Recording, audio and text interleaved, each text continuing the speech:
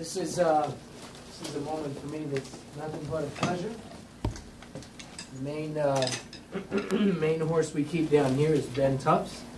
Ben plays great. Ben teaches great. Ben's inspirational to the students. He makes CMC just look amazing. He does impeccable work. And to have the teachers we have, it's funny because people always say you do what you love or whatever, and I'm like, dude, I'm constantly blown away by the guys that we have on staff. And Ben is definitely a hero down here, and everybody in town knows it. So without further ado, fellow brethren in drumming, Mr. Ben Tufts.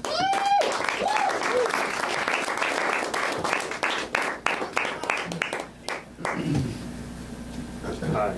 Oh, that's such a letdown. Hello. This might be kind of loud.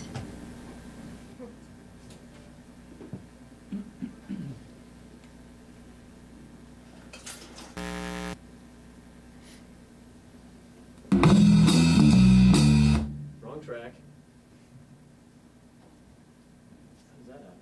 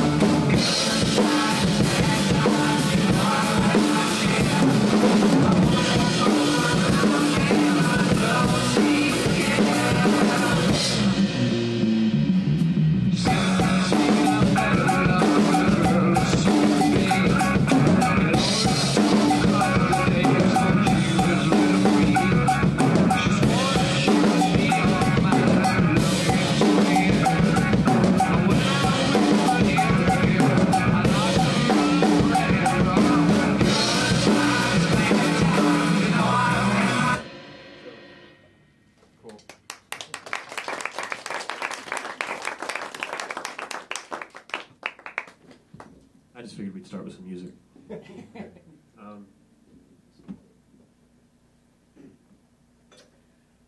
As you can probably figure out, if you don't already have a handout, please let one of the staff know.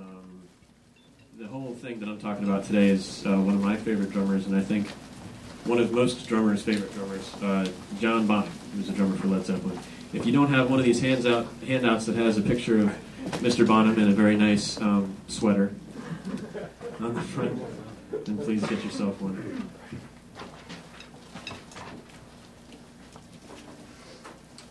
So, who can identify that track by a show of hands? Is anyone familiar?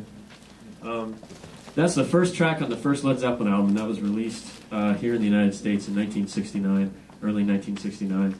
And one of my favorite experiences as a drum teacher is playing that for students who haven't heard it yet.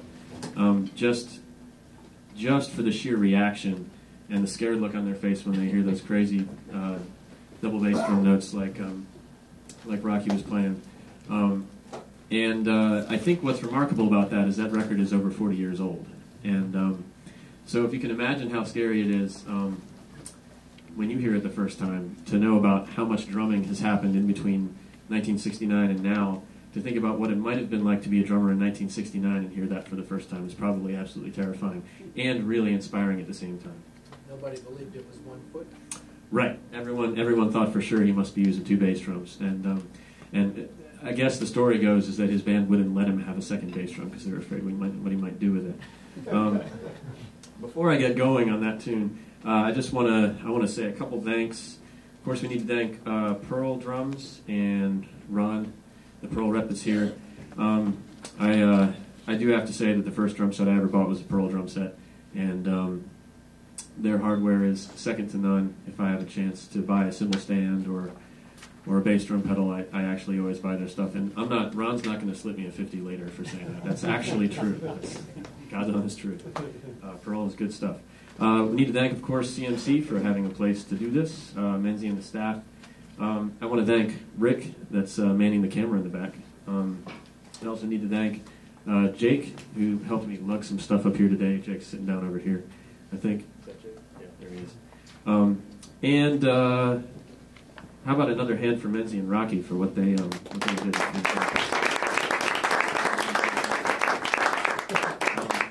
We didn't plan it this way, but the three presentations you're going to hear, you've already, obviously, the first two presentations were completely different. We got a lot of philosophy from Menzie. We got a lot of notes and inspiration from Rocky. And all I want to talk about today is one of my inspirations, which is John Bonham. Lastly, I need to thank my dad for having every one of the Led Zeppelin albums on vinyl and for showing me how to use the record player when I was 5 years old. Okay. So, my favorite thing about Good Times, Bad Times is not the crazy bass drum, although it is really inspiring. And if you listen really close at the end of the tune, the stuff he's doing at the end of the tune is way scarier. There's a lot more notes. It's the compositional approach to drumming. When you analyze what's going on in that tune, what he's playing in that groove, that's a very unusual groove. And when you really think about it, he's playing the guitar riff. And I think you find if you take another listen to this song and you really pay attention to how the drum beat works with the guitar riff, it's pretty remarkable. And actually, that was Bonham's approach for most of how he put his beats together.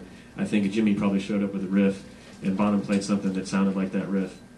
And that's part of what made the chemistry of the band so unique. What I really wanted to do today, I don't want to talk about how much vodka John Bonham drank.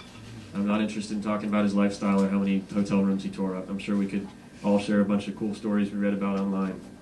And I don't really want to talk about his 45-minute drum solos, although those are inspiring, and you can see those on YouTube. I want to talk about a couple of things. I want to talk about some of his signature grooves, and I've given you guys some materials in this handout so you can actually put the stuff together yourself. I didn't just come up here to play along with it.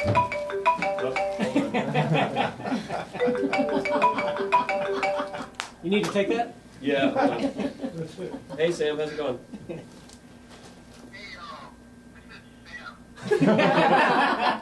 Hey Sam, what's happening? What's up, Sam?